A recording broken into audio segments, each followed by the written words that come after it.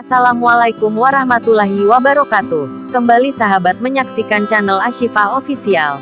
Pada channel ini sahabat akan disuguhkan berbagai macam informasi, motivasi dan inspirasi serta inovasi. Oleh sebab itu sahabat jangan lupa menekan tombol subscribe dan mengaktifkan loncengnya agar tidak ketinggalan konten terbaru dari Ashifa Official. Kisah inspiratif pengusaha sukses Indonesia, versi Ashifa Official. 1. Bob Sadino, terlahir di Lampung, tanggal 9 Maret tahun 1939.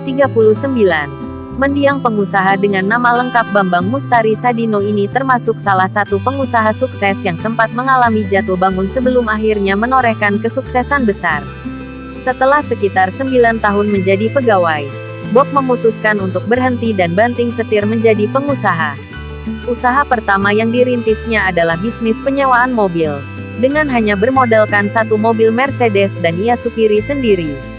Namun karena musibah kecelakaan yang menimpanya saat mengemudikan mobil yang disewakannya itu, bisnis itu pun berhenti di tengah jalan. Tidak putus semangat, ia kemudian beralih profesi sebagai buruh bangunan yang dibayar dengan upah harian.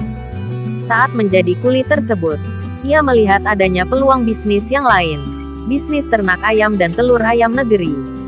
Dengan modal pinjaman tetangganya, akhirnya Bob mulai menjalankan bisnis tersebut. Awalnya, Bob menawarkan sendiri dagangannya dari rumah ke rumah di wilayah sekitar tempat tinggalnya, terutama kepada para ekspatriat, di bilangan Kemang, Jakarta Selatan. Bisnis telurnya tersebut akhirnya berbuah manis dan ia mengembangkan sayap dengan menjual daging dan sayuran hidroponik. Berkat keuletannya, bisnis tersebut sukses dan ia pun mendirikan Camp Chicks, supermarket ternama yang menjual berbagai macam produk peternakan dan pertanian. Meski sudah sukses, ia tetap tampil sederhana dan kerap kali melayani sendiri para pelanggannya seperti keluarganya sendiri. 2. Susi Pujiastuti, perempuan kelahiran 1965, beliau mantan Menteri Kelautan dan Perikanan dari Kabinet Kerja tahun 2014 sampai tahun 2019 adalah seorang pengusaha yang terkenal tegas.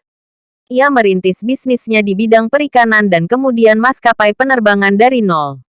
Setelah memilih untuk berhenti sekolah sebelum lulus SMA, ia memulai usahanya sebagai pedagang pakaian dan bed cover. Setelah melihat potensi wilayah tempat tinggalnya, Pangandaran, sebagai penghasil ikan, Susi lantas memanfaatkannya sebagai peluang bisnis dan beralih ke usaha perikanan. Dengan modal hanya Rp750.000 hasil dari menjual perhiasannya, ia mulai membeli ikan dari tempat pelelangan dan memasarkannya ke sejumlah restoran. Setelah sempat tersendat, bisnis Susi akhirnya berhasil menguasai bursa pelelangan ikan di Pangandaran dan bahkan kemudian merambah ke ekspor ikan dan lobster. Bisnis maskapai penerbangannya juga berawal dari bisnis perikanan tersebut. Untuk mengatasi masalah pengiriman ikan yang lambat apabila lewat darat atau laut, Susi membeli sebuah pesawat dari pinjaman bank untuk pengangkutan produk lautnya, yang kemudian berkembang menjadi armada maskapai penerbangan Susi Air yang melayani rute pedalaman dan charter. 3. Reza Nurhilman. Reza Nurhilman adalah nama pemuda yang berada di belakang produk keripik singkong ekstra pedas yang populer itu.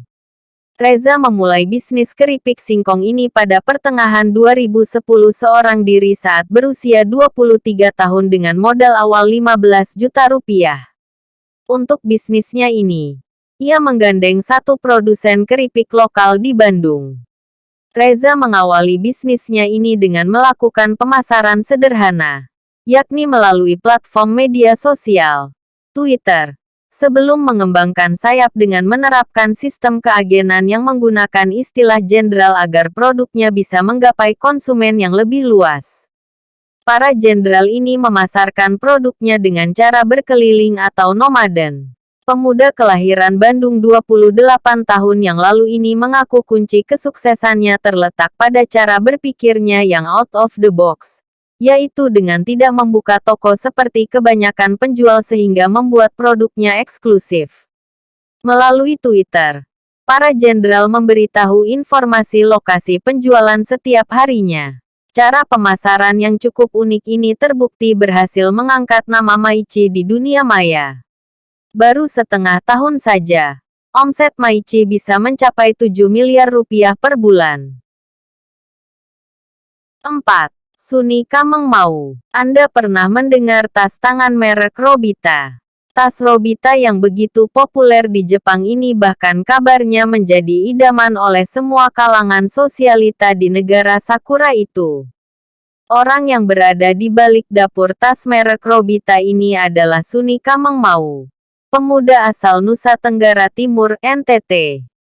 Siapa sangka pemuda yang tidak pernah lulus SMA itu akhirnya menjadi pengusaha sukses yang dapat menginspirasi siapapun yang mendengar kisahnya. Suni mengawali bisnisnya dengan modal nekat. Setelah meninggalkan kampung halamannya dan pergi ke Bali, ia bekerja sebagai tukang sapu di sebuah hotel. Selang beberapa lama ia pun diangkat menjadi satpam karena dianggap memiliki etos kerja yang bagus. Selama itu, ia juga memanfaatkan waktunya untuk belajar bahasa Inggris dan bahasa Jepang. Gaji pertamanya ia sisihkan untuk membeli kamus dua bahasa asing tersebut dan mempelajarinya dengan tekun. Keberuntungan mungkin memang berada di pihaknya sejak awal ia dipekerjakan di hotel tersebut. Karena di sana ia berkenalan dengan seorang pengusaha asal Jepang yang kemudian memintanya untuk memasok tas kulit ke negaranya. Meski sempat terseok untuk beberapa lama, bahkan hampir kehilangan semua penjahit tas yang bekerja untuknya, Suni perlahan bisa bangkit dan bisnis tasnya itu pun kian diperkokoh hingga mampu memiliki 100 orang karyawan. 5. Nicholas Kurniawan. Nama Nicholas Kurniawan mungkin belum terlalu familiar di telinga Anda. Namun saat ini di usianya yang masih sangat belia, 20 tahun, ia sudah sukses menjadi eksportir ikan hias termuda di Indonesia. Semua berawal dari kondisi keluarganya yang terpuruk dan terlilit utang. Dan Nicholas pun berniat untuk mengubah nasibnya. Sempat mencoba berbagai bisnis mulai dari asuransi, makanan, MLM, dan mainan. Jatuh bangun dan bahkan sempat tidak naik kelas saat kelas 2 SMA. Ia mulai bangkit kembali dan mencoba peruntungannya dengan menjual ikan hias secara online melalui situs Kaskus. Meski sempat beberapa kali ditipu oleh calon pembeli, bisnis ikan hias Nicholas kini sudah menjangkau luar negeri dan dalam sebulan omsetnya bisa mencapai lebih dari 100 juta rupiah. 6. Hamzah Izul Haq. Pemuda kelahiran 1993 ini sudah membuktikan diri sebagai pengusaha muda yang sukses. Sejak kecil, ia sudah terlihat memiliki bakat berbisnis, yakni dengan berjualan kelereng, petasan, hingga koran. Ia juga pernah menjadi tukang parkir dan ojek payung. Saat tengah mengikuti seminar bisnis pelajar ketika masih duduk di bangku SMA, Hamzah ditawari usaha waralaba bimbingan belajar oleh seorang pemuda yang juga masih muda namun sudah memiliki bimbingan belajar dengan 44 cabang.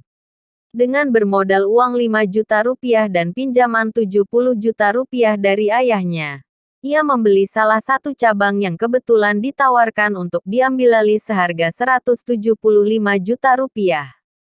Sisanya yang sebesar 100 juta rupiah dibayar dengan dicicil dari keuntungan setiap semester.